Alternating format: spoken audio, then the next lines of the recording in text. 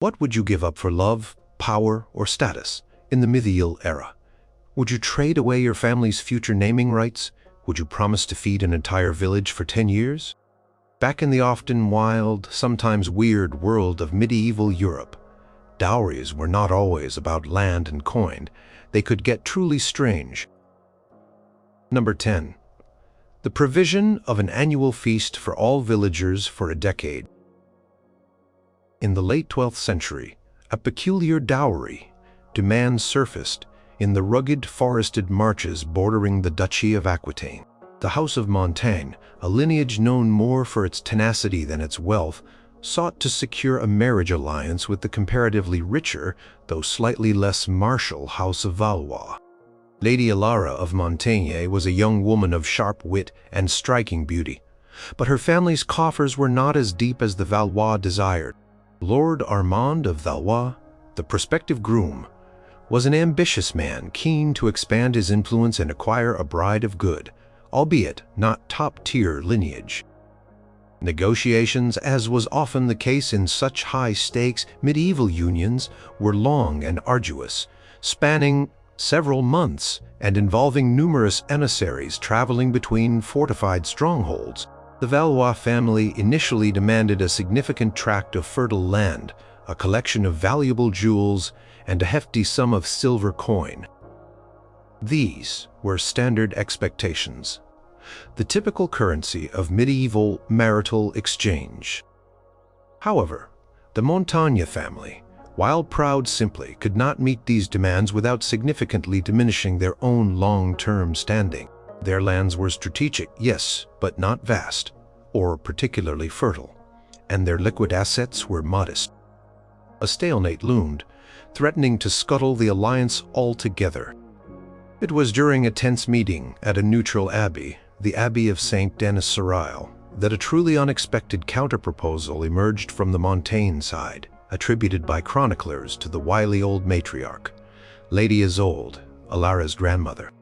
She proposed an unconventional form of dowry, one that spoke not of immediate wealth, but of ongoing public generosity and goodwill. The Montaigne family, Lady Elara declared, would provide an annual feast for every single villager dwelling within the primary Valois demesne. This feast would occur on the day of the wedding anniversary for a period of 10 consecutive years. The feast was not to be a meager affair. It was to be lavish, featuring roasted meats, fine breads, ample ale and wine, and entertainments suitable for the occasion. Every man, woman, and child, regardless of their status within the village, was to partake. This demand, while seemingly charitable on the surface, was an immense financial undertaking and a logistical nightmare. Imagine the sheer volume of food and drink required to feed hundreds, perhaps even 1,000 souls annually for a decade. The calculations alone would have been daunting. Contemporary accounts from the period, such as fragmented entries in the chronicles of the lesser houses of Gascony, indicate the initial reaction from the Valois party was one of utter disbelief, followed by a mixture of amusement and suspicion. Was this a jest? Was it an insult disguised as generosity? However, Lady Elara explained the strategic value. A generous lord, she argued, garnered immense loyalty and popular support. While land and coin were tangible assets, this feast was an investment in the social fabric of the Valois lordship. It would bind the common folk more tightly to their new lady and her husband, ensuring a decade of celebrated marital anniversaries that directly benefited the populace. Such a display of ongoing largesse would speak volumes about the Valois' perceived prosperity and the Montaigne's commitment to the alliance. It would be a public relations coup long before such terms existed. The negotiation then shifted from the question of if such a demand was acceptable to the meticulous details of how it would be executed. The Valois family, particularly Lord Armand's steward, Master Gerard, demanded strict stipulations. The quality of the food had to be maintained. The sourcing of the provisions, grain, livestock, hops for ale, grapes for wine, had to be guaranteed. Furthermore, the Montaigne family was responsible for all the associated costs, including the cooks, the servants, and the entertainment. This was not a simple payment. It was a performance, annually renewed. Records from the era suggest that detailed contracts were drawn up, specifying minimum quantities of various provisions and even the types of entertainers to be provided. It was an unprecedented level of specificity for a dowry clause. The wedding of Elara and Armand proceeded, and true to the dowry terms, the first annual feast was held a year later. Chroniclers occasionally noted the massive undertaking. Supply lines had to be established, ensuring that enough livestock was fattened, enough grain harvested, and enough brewing done in advance. The Montaigne family, through their agents, had to coordinate with local farmers and artisans in the Valois domain, sometimes purchasing goods, sometimes transporting them over considerable distances. The initial feasts were met with great enthusiasm by the villagers, who rarely experienced such abundance. They saw their lord and lady, and by extension, the Montaigne family, as incredibly benevolent. This goodwill indeed served to stabilize the region and bolster Lord Armand's popularity, as Lady Isolde had predicted. However, the ongoing nature of the demand also presented challenges. Crop failures in one year, or unexpected outbreaks of disease among livestock, meant frantic scrambling for provisions from further afield, often at higher prices. The cost was relentless. Over the decade, the Montaigne family had to dedicate a significant portion of their annual income and resources to these feasts, effectively siphoning off funds that might otherwise have been invested in their own lands or military endeavors. The bizarre nature of this dowry lay not just in its form but in its continuous public and potentially burdensome requirement, transforming a one-time transfer of wealth into a decade-long performance of generosity. For the Montaigne family, it was a constant reminder of the price paid for the alliance. For the Valois, it was a source of popular support purchased at another's expense, a visible symbol of their lord's bounty year after year. Number 9. Control over a contested river crossing and its tolls for a century. In the early 13th century, along the strategic and often turbulent borderlands between the Kingdom of France and the Holy Roman Empire, a particular dowry demand emerged from the powerful House of Lorraine. Lord Godfrey of Lorraine, a grizzled and shrewd nobleman, aimed to secure a marriage for his eldest daughter, Isabella, to Sir Ulrich of the House of Von Salm, a rising figure known for his military prowess and growing influence in the region. The lands of Lorraine were rich in resources and strategically vital, traversed by major rivers that served as critical arteries for trade and communication. One such river, the Saar, possessed a notoriously difficult but highly lucrative crossing point known as the Whispering Ford. This ford was not merely a shallow point in the river. It was guarded by a wooden bridge and a small fortified toll house, frequently falling into disrepair due to skirmishes and floods. The ownership and control of this crossing had been a perpetual source of conflict between various minor lords for generations, including occasional disputes with the Von Salm family itself. Standard dowry expectations for a match of this caliber would have included extensive tracts of land, substantial gold, and perhaps a few castles. However, Lord Godfrey, recognizing the ongoing instability and the inherent value of the Whispering Ford, presented an unconventional proposal during the lengthy marriage negotiations. He declared that his dowry for Isabella would include not merely the ford itself, nor its immediate surrounding lands, but the exclusive right to levy tolls at the Whispering Ford for a period of 100 years. Furthermore, this right would be held and administered by Isabella and her heirs through her, not by the main branch of the Von Salm family. This was a truly peculiar demand, because it vested significant ongoing economic power directly in the bride's lineage, effectively creating a semi-independent revenue stream within the groom's domain.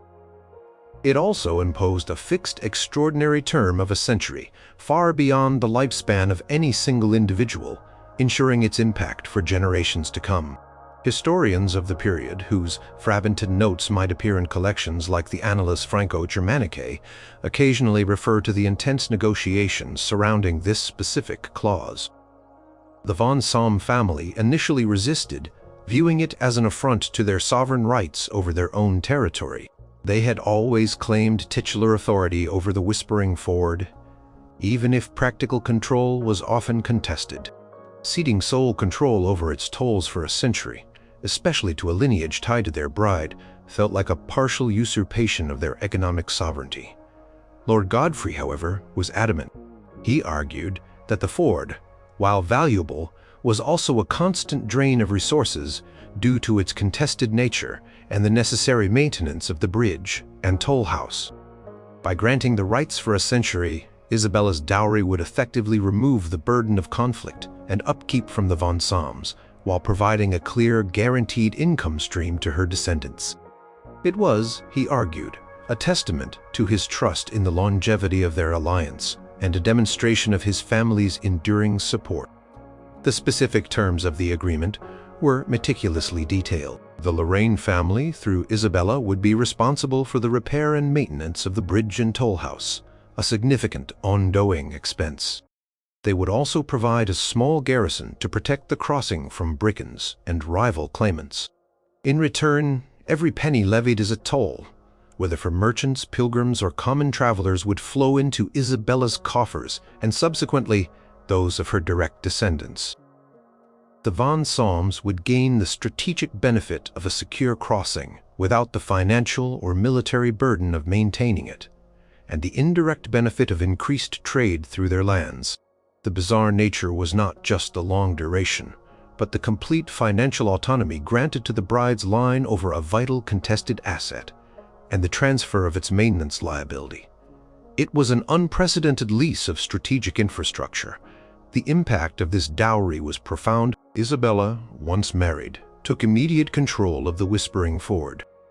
Records, perhaps found in private family archives or in the ledgers of the Sar tolls, suggest that she and later her eldest son managed the crossing with great efficiency.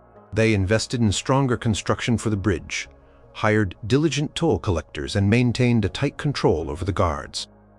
The tolls, once inconsistent and often interrupted by conflict, became a reliable and increasingly lucrative source of income. This wealth allowed Isabella to maintain her own household with a degree of independence rare for medieval noblewomen. She could fund her own charitable endeavors, patronize artisans, and even contribute significantly to the upkeep of her husband's castle. Though the specific dowry funds remained separate and were managed by her own agents, the long-term effects were even more notable.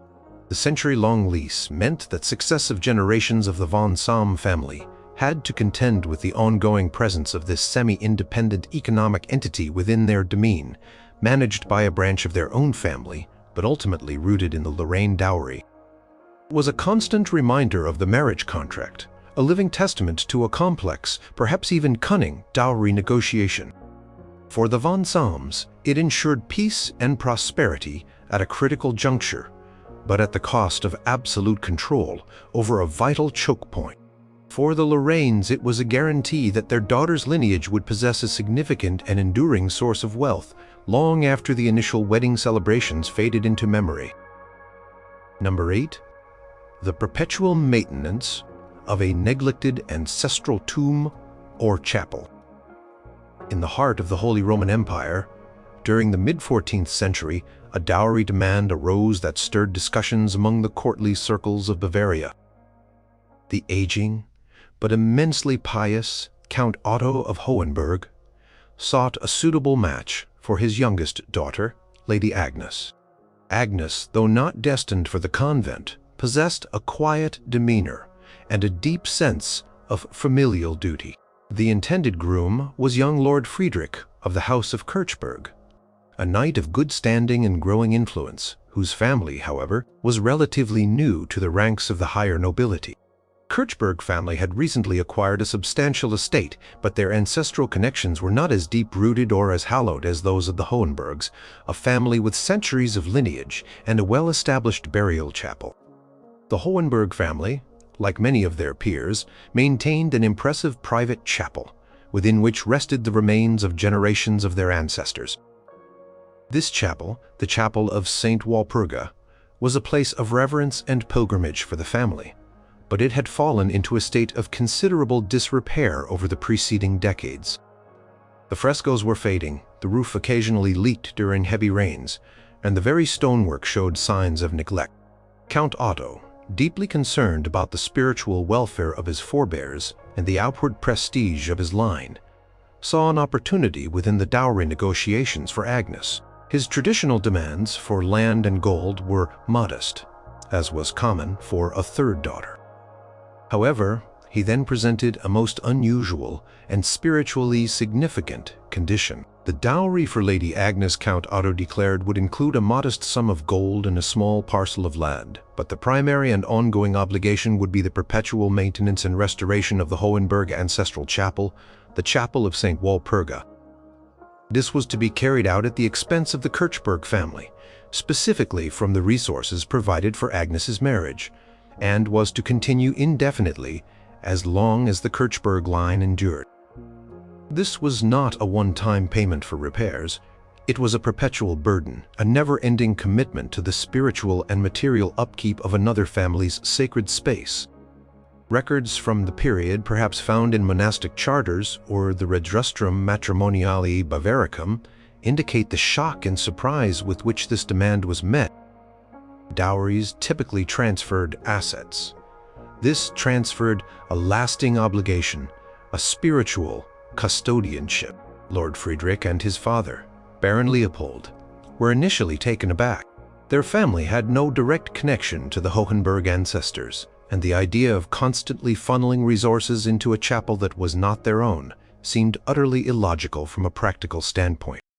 They reasoned that the funds could be used for their own estates, their own military readiness, or their own family chapels.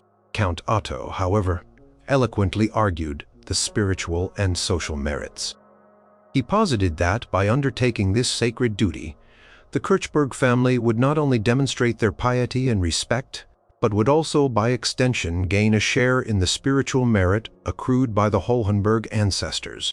It would elevate their own standing within the eyes of the church and the nobility, signaling a deep commitment to tradition and spiritual values. Furthermore, the visible restoration of the chapel would be a public testament to the strength and resources of the Kirchberg family, transforming a symbol of neglect into a beacon of their rising power.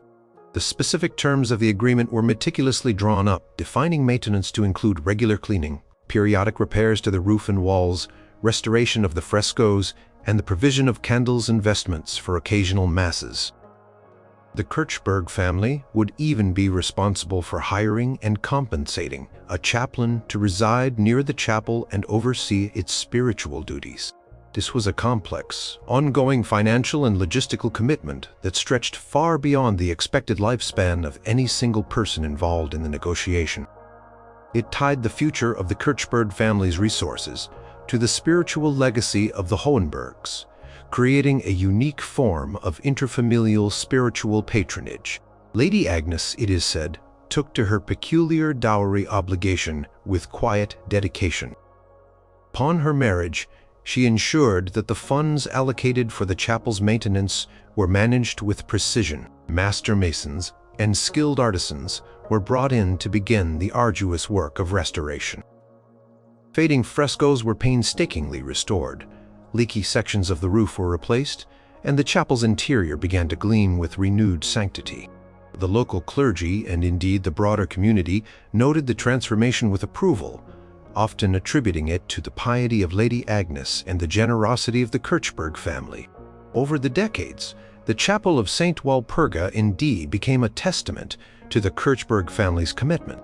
While it remained the Hohenberg ancestral chapel, its renewed splendor was directly due to Kirchberg funding. This ongoing commitment, however, was not without its burdens. Successive generations of Kirchbergs found themselves allocating significant funds to a structure that was not their primary place of worship or burial. It was a constant, fixed expense, a reminder of the unusual dowry that secured their family's initial ascent. For the Hohenbergs, it was a profound spiritual victory, ensuring the perpetual honor of their ancestors through the resources of another family. For the Kirchbergs, it was a symbol of their piety and rising status, purchased with an enduring sacred obligation that distinguished their marital contract from any other. Number 7. The handover of a specific, highly trained falconry muse with its most prized birds. In the mid-13th century, a fascinating dowry demand arose in the verdant lands of the Anglo-Norman marches, where power was often measured not just in land or gold, but in prestige and specialized skills. Lord Rhys ap Gruffydd, a Welsh marcher lord whose family had a long tradition of falconry, sought a marriage for his spirited daughter, Lady Isolde, with Sir Ulrich of the House of Mortimer, a formidable English baron whose lands bordered Rhys's own. While Ulrich's family possessed vast estates and considerable military strength, their prowess in the noble art of falconry, a crucial pastime and status symbol of the medieval elite, was notably inferior to that of the Welsh. Lord Rhys, a master falconer himself, cherished his Muse, a dedicated enclosure for the training and keeping of falcons, as much as he did his own kin. His Muse housed some of the finest hunting birds in the region, particularly a legendary peregrine falcon named Shadowstrike, famed for her incredible speed and hunting success. Dowry negotiations between Rhys and Ulrich were tense, as often occurred between Welsh and English lords, even when intermarrying. Ulrich expected a substantial dowry of land and a significant sum in coin. Rhys, however, seeing an opportunity to embed a lasting symbol of his family's unique excellence and to truly elevate his daughter's status, presented a most unusual counter-offer. Instead of the usual quantity of land, Rhys proposed that the core of Isolde's dowry would be his entire falconry muse, including all its trained birds, the specialized equipment, and most importantly the perpetual service of his master falconer, Master Llewellyn, and his apprentices. This was not merely the transfer of a few prized birds. It was the handover of a fully operational, highly prestigious, and incredibly valuable system of falconry. It was the transfer of a living, breathing, hunting legacy. The demand explicitly included Shadowstrike, the legendary peregrine, a bird whose value was almost incalculable in terms of prestige and sport. Fragmented details from documents such as the Red Book of Welsh genealogies or local manor rolls might hint at such specific transfers of specialized assets. Sir Ulrich and his advisors were initially bewildered. While they appreciated good falcons, the idea of receiving an entire muse, with its highly specialized human and avian components, as the centerpiece of a dowry, was unprecedented. It was a direct injection of a specific high-status skill into their household, a skill that had been a point of pride for the Rhys family. Lord Rhys argued that this dowry offered something far more valuable than mere land or gold. It offered prestige, entertainment, and a practical hunting asset that would enhance the groom's standing among his peers. A lord with a reputation for exceptional falconry was a lord of great standing, and this dowry promised to immediately elevate Ulrich's own rather average falconry prowess. It was a transfer of living, dynamic capital, not static wealth. The specific terms of the agreement were incredibly detailed.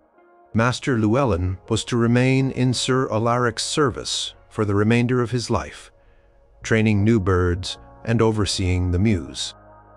His apprentices were to be retained and eventually succeed him. The birds themselves were catalogued with specific clauses about their care and breeding. The maintenance of the Muse, including the cost of feeding the birds, was to be borne by the Mortimer family, but the expertise and initial foundation would come directly from the dowry. This was an ongoing commitment to a particular art, a living extension of the dowry itself. Unlike the one-time transfer of a chest of silver, Lady Isolde, surprisingly, was deeply involved in the management of the Muse after her marriage. She had grown up amidst the birds and understood the intricate art of falconry. her presence alongside her husband during hunts, with the impressive birds from her dowry significantly boosted Sir Ulrich's reputation. The legendary Shadow Strike continued to perform brilliantly, captivating guests and ensuring successful hunts. Prestige derived from this unique dowry spread throughout the region. Other lords who previously considered the Mortimers competent but not exceptional in this regard now looked upon Sir Ulrich with new respect. However, the ongoing nature of this dowry also presented its challenges. The care of falcons was time-consuming and expensive. Master Llewellyn, while loyal, also had his own traditions and ways of doing things which sometimes clashed with the established practices of the Mortimer household. There was also the constant concern of disease among the birds, or the escape of prized specimens, a direct reflection on the quality of the dowry.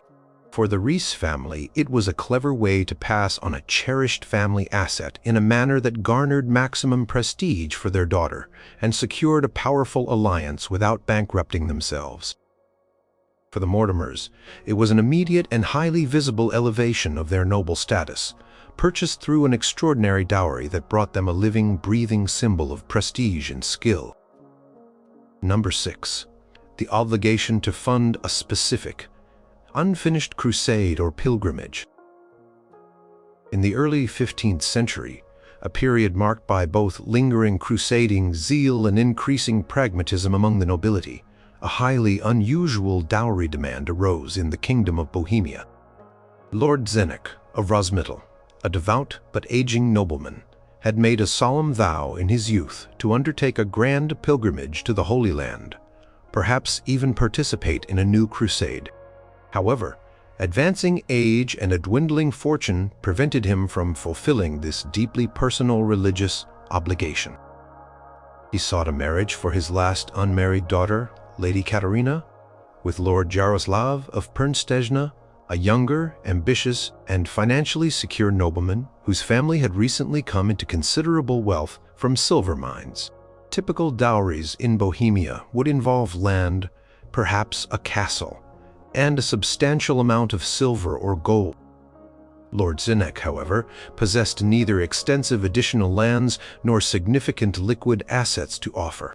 He did, however, possess a profound and unfulfilled spiritual burden. During the complex and often protracted negotiations, Lord Zdeněk presented a demand that shocked even the hardened diplomats of the day. The dowry for Lady Katarina would primarily consist of Lord Jaroslav's personal obligation to fully fund and undertake Lord Zdeněk's unfulfilled crusade or pilgrimage to the Holy Land. This was not a general promise to be pious. It was a specific, named, and financially onerous religious commitment tied directly to the marriage contract. Cost was to be borne entirely by the Pernstejna family, and Lord Jaroslav himself was expected to lead the expedition. Such detailed religious commitments were rare, and certainly not typically the core of a dowry. Sources such as the Bohemian Royal Archives or the Codex Pernstejnan might contain such unique stipulations. Lord Jaroslav and his family were taken aback. To fund a pilgrimage or crusade of significant scale was an enormous undertaking, requiring immense wealth, careful planning, and often considerable personal risk. Could mean years away from his estates, a diversion of resources from his own ambitions, and exposure to myriad dangers. They initially dismissed it as an absurd proposition, one that asked for a personal and spiritual burden rather than a tangible asset. Lord Zdeněk, however, was steadfast. He argued that the spiritual merit gained from fulfilling such a sacred vow was infinitely more valuable than any amount of gold or land. He appealed to Yaroslav's Christian duty and suggested that such an act would elevate the Pernstejno family's standing, not just among men, but in the eyes of God. It would be a testament to their piety, their generosity, and their burgeoning wealth, solidifying their place among the most revered families in Bohemia. The negotiations then delved into the meticulous details of this unusual vow. The agreement specified the scope of the pilgrimage, whether it was to Jerusalem, the routes to be taken, the number of retainers Lord Yaroslav would bring, and even the duration of his stay in the Holy Land. It also stipulated that Lord Yaroslav would carry a specific relic or symbol from the Rosmetal family, a tangible link to the vow he was fulfilling. Cost of equipping, provisioning, and transporting a company, however small, across vast distances and for an extended period, was astronomical for the time. This was not a simple transfer of capital. It was a complex project management task, burdened with spiritual and logistical complexities, to be executed by the groom. Lady Katerina, though quietly pious, was likely aware of the immense burden placed upon her future husband. Nevertheless, the marriage proceeded, and Lord Jaroslav, bound by the dowry agreement, began preparations for his journey. Contemporary accounts, perhaps from travelobes or diplomatic dispatches, would detail the immense effort involved in assembling the necessary funds, hiring experienced guides and guards, and securing passage for his company. This pilgrimage was not a quick trip. It was a major expedition that diverted significant resources and attention away from his family's estates and political aspirations. The impact of this dowry was profound. Lord Jaroslav's long absence meant his estates had to be managed by others, potentially leading to inefficiencies or opportunistic rivals taking advantage. Yet, his successful return, having completed the solemn vow, brought immense spiritual and social credit to the Princeton family. They were lauded as pious, generous, and courageous. Lord Jaroslav himself, having faced the perils of the journey, was seen as a man of great resolve and faith. The bizarre nature of this dowry lay in its transformation of a material exchange into a grand, personal, and profoundly spiritual obligation, one that required extraordinary personal commitment and financial sacrifice over an extended period. For the Rosmetal family, it was a way to ensure the spiritual welfare of their patriarch through the wealth of another. For the Pernsteno family, it was an immensely costly, yet ultimately elevating investment in their reputation for piety and prestige, secured through a most unusual marital contract. Number 5. The exclusive rights to a specific hunting forest, and its legendary white stag. In the wild and untamed borderlands of 14th century Scotland, where ancient beliefs often intertwined with noble pursuits, a remarkable dowry demand emerged from the powerful Clan MacGregor. Laird Alistair MacGregor, a fierce and proud Highlander, sought a strategic marriage for his daughter, Lady Meve, to young Lord Duncan Cameron, chieftain of a neighboring clan. The MacGregors, though formidable, needed to solidify alliances in a time of shifting loyalties and territorial disputes. The Camerons, a rising force, desired to expand their influence and prestige through this union. Hunting was not merely a sport for the Scottish nobility. It was a vital military exercise, a display of power, and a source of sustenance. The Highlands were renowned for their vast forests, teeming with game. Within the MacGregor territories lay a particularly ancient and mystical forest known as Coil Dhu, the Black Forest, whispered to be home to a legendary white stag. This elusive creature, rarely glimpsed, was believed by many to be a guardian spirit of the forest, a symbol of fortune and purity. While the existence of such a specific animal was a matter of folklore and superstition, its presence, or rumored presence, lent immense mystique to the forest. Laird Alistair, understanding the immense symbolic and practical value of Coil Dhu, proposed an extraordinary dowry for Lady Meve. It was not merely the transfer of hunting rights, which might have been a common but limited concession. Instead, the dowry stipulated the exclusive hunting rights to the entire Coil Dhu forest, including all its game, for the duration of the marriage. But more unusually, it also included the explicit, almost mystical obligation to acknowledge and honor the legendary white stag, should it ever be sighted. While it didn't explicitly demand its capture or protection, the very mention of such a mythical creature in a formal dowry contract was unheard of. It was a bizarre blend of tangible asset and folkloric reverence. Fragmented entries in local clan histories or early Scottish legal documents might mention the unusual clauses surrounding such agreements. Lord Duncan Cameron and his advisors were initially taken aback. The exclusive hunting rights to Coil Du were undoubtedly valuable, providing access to rich hunting grounds and a clear strategic advantage in a contested region. However, the inclusion of a legendary, possibly non-existent animal seemed absurd. Was it a trick? A superstitious ploy? Laird Alistair, however, skillfully argued the cultural significance. He posited that the white stag, whether real or imagined, was a symbol of the MacGregor lineage, and by extension a powerful symbol of good fortune and honor. By accepting the dowry with this specific clause, Lord Duncan would not only gain a valuable hunting ground, but would also publicly acknowledge and embrace the mystical traditions of the MacGregors, deeply tying his own line to their ancient prestige. It was a dowry that carried both practical and profoundly symbolic weight. The specific terms of the agreement detailed the exact boundaries of Coil Du and reiterated the exclusivity of the hunting rights for the Camerons for the duration of the marriage. Clause concerning the white stag was phrased carefully, stating that any sighting of the creature must be reported to both clans and that its well-being, while not explicitly protected from a hunt, was a shared concern, almost like a shared spiritual totem. This was a unique instance of a marriage contract directly engaging with local folklore and imbuing a wild animal with significant cultural and interfamilial importance. Lady Maeve, a woman of the Highlands, understood the subtle power dynamics at play. After her marriage, the Cameron clan began to exercise their exclusive hunting rights in Coil Du. The forest indeed proved to be rich in game, bolstering the Camerons' larder and their reputation as skilled hunters. Constant mention and occasional unconfirmed sightings of the white stag became a shared narrative between the two clans. A peculiar bond created a sense of shared destiny and responsibility for the land and its fabled inhabitant. However, the bizarre nature of this dowry also brought its own complexities. The exclusive rights sometimes led to minor territorial disputes with other clans who traditionally poached in Coil Du, now finding themselves cut off.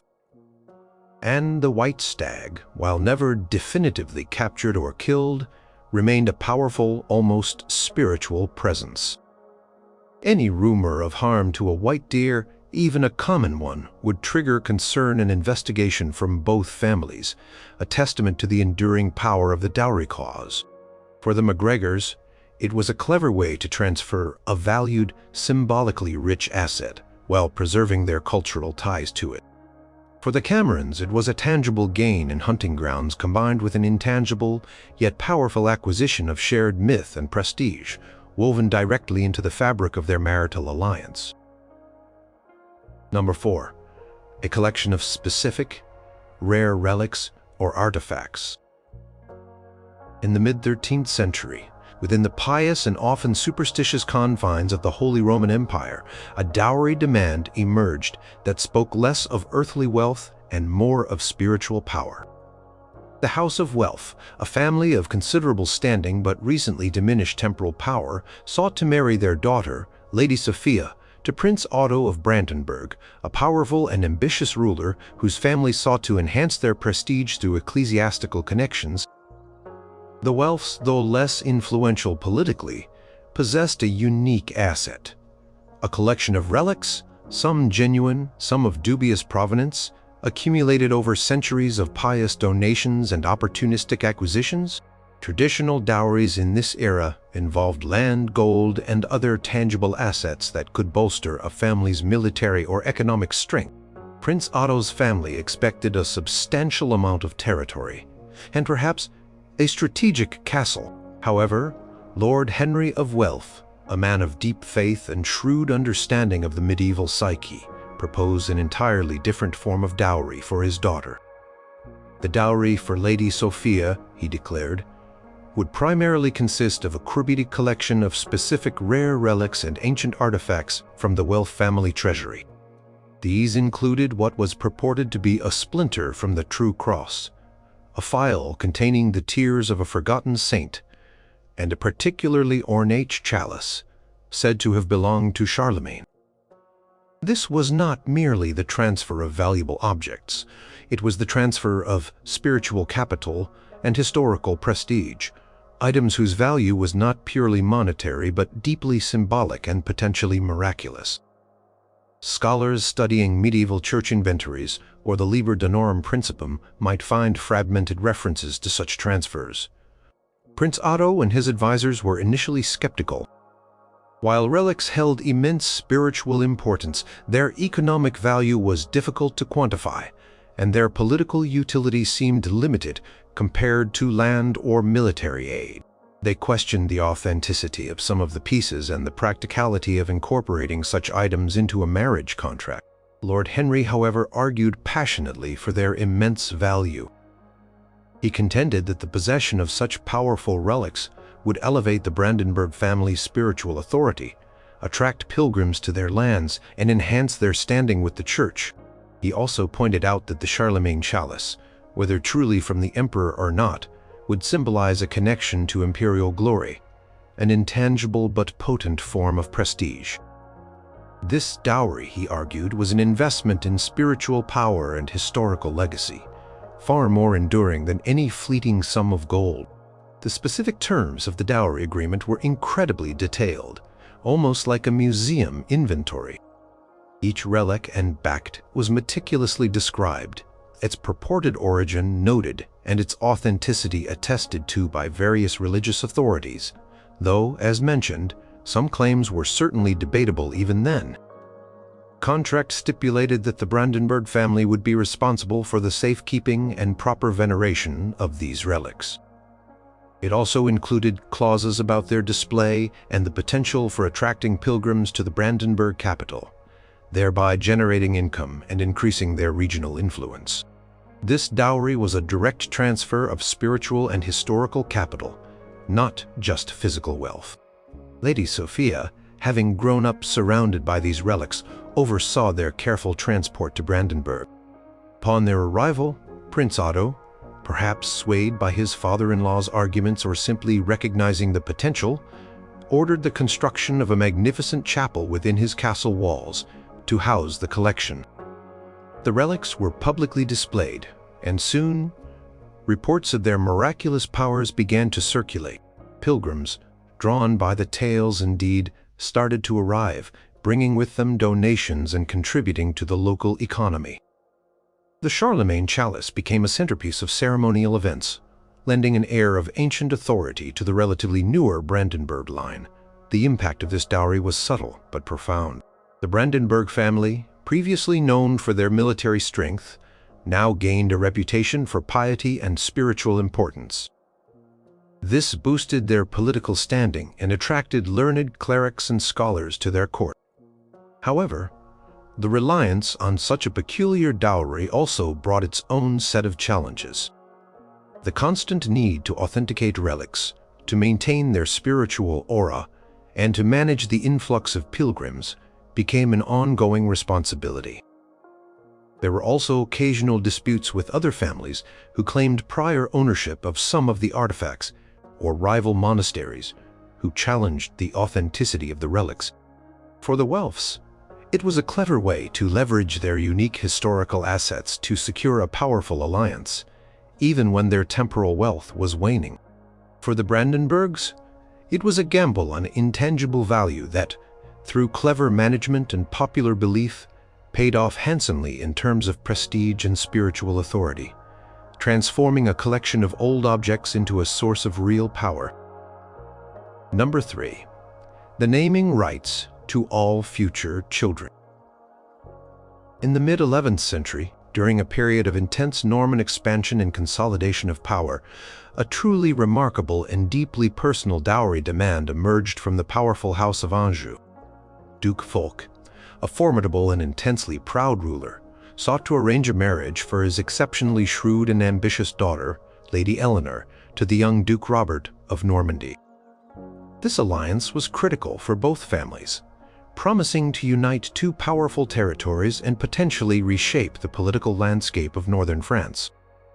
However, Duke Fulk, known for his cunning and his desire for enduring influence, proposed a dowry term that went far beyond mere land or silver. Dowries in this era were typically about securing the bride's financial future and cementing a strategic alliance through material assets. Land, castles, and substantial sums of gold were standard.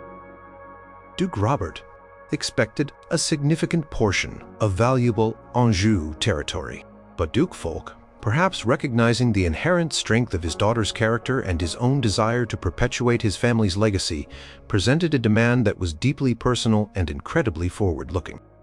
The dowry for Lady Elara, he declared, would include a generous tract of land and a sum of silver, but critically, it would also grant the House of Anjou the sole and absolute right to name all future children born of the marriage between Eleanor and Robert.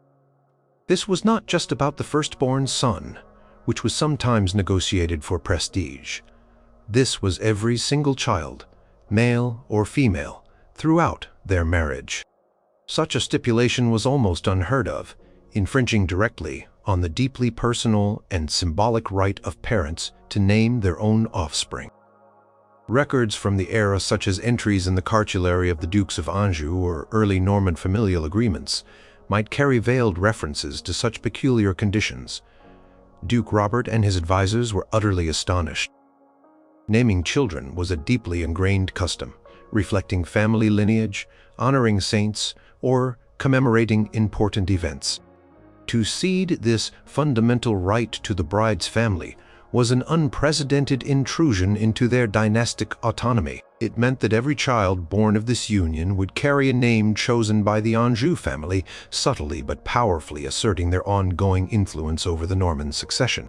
Duke Fulk, however, argued that this dowry was a testament to the profound and lasting nature of their alliance.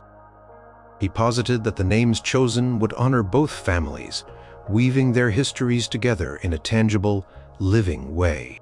It would be a constant visible reminder of the powerful bond forged between Anjou and Normandy, ensuring that the legacy of the Anjou family was literally embedded in the very identity of the future Norman line. He painted it as a unique mark of trust and intertwined destiny.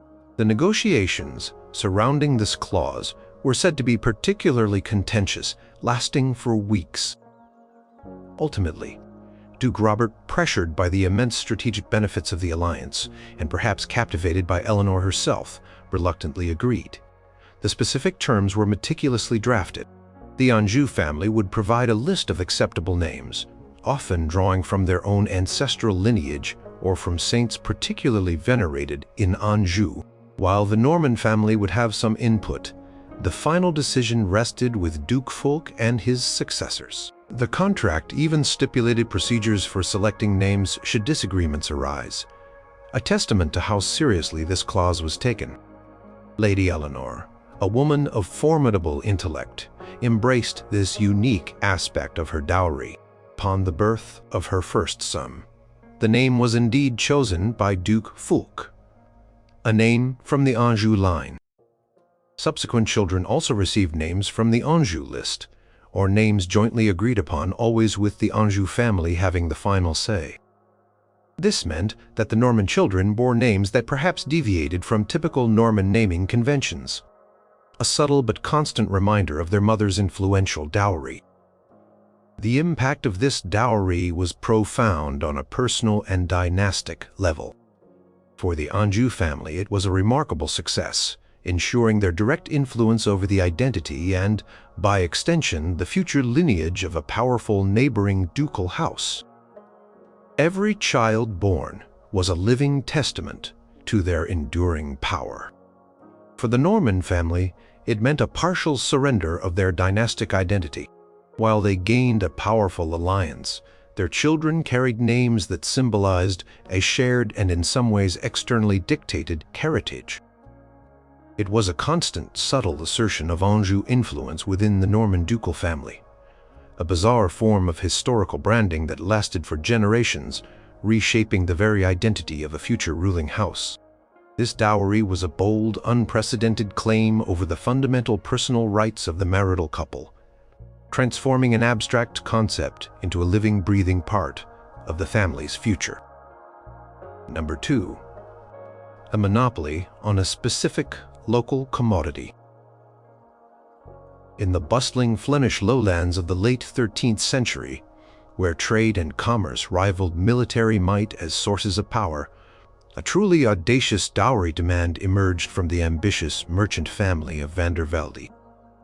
Master Willem van der Velde, a man whose wealth was derived from shrewd trading and innovative manufacturing, sought to marry his accomplished daughter, Lady Margaretha, to Lord Hendrik of Groenendael, a minor nobleman whose family held significant, though not particularly rich, lands and a coveted connection to the Duke's court. The Groenendael family, while proud of their lineage, increasingly found themselves struggling financially in the face of the burgeoning merchant class. Dowries in Flanders often involved substantial sums of coin or valuable trade goods, reflecting the region's commercial focus. Lord Hendrik's family expected a significant financial injection to bolster their sagging fortunes. However, Master Willem, always thinking in terms of long-term commercial advantage, proposed a dowry that was less about a one-time payment and more about establishing a perpetual economic advantage. The dowry for Lady Margaretha, he declared, would include a modest sum of gold, but its true value would lie in the grant of a complete and exclusive monopoly on the production and trade of blue woad dye within the entire Groenendael lordship, for a period of 50 years. Woad, derived from a plant, was a crucial and highly valued dye in the medieval textile industry, and the Groenendael lands were known to have favorable conditions for its cultivation. This was not merely the transfer of a business. It was the outright cession of a future industry, a unique form of commercial control. Fragmented guild records, town charters, or merchant family ledgers from the period might obliquely refer to such monopolistic agreements tied to marriages.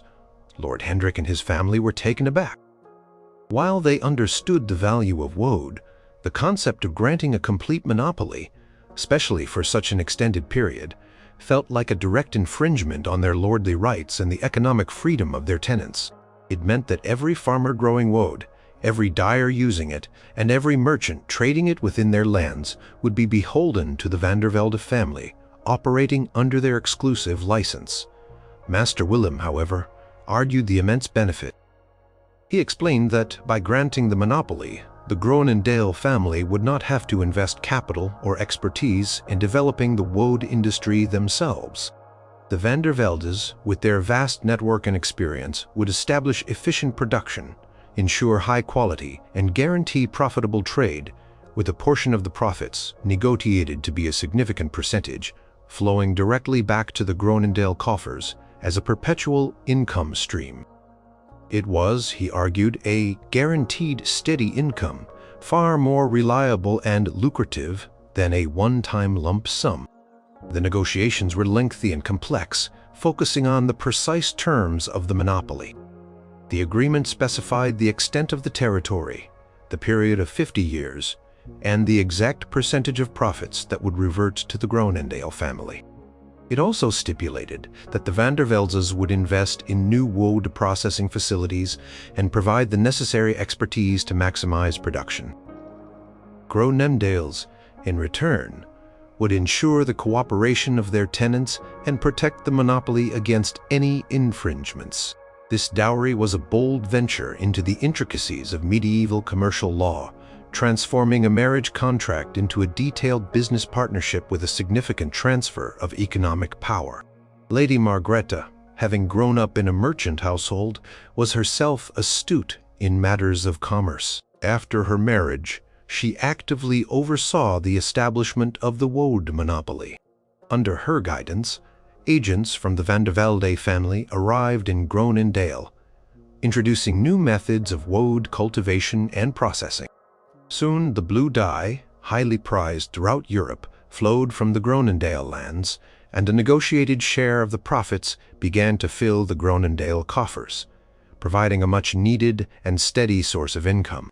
The impact of this dowry was poor for the Groenendael family.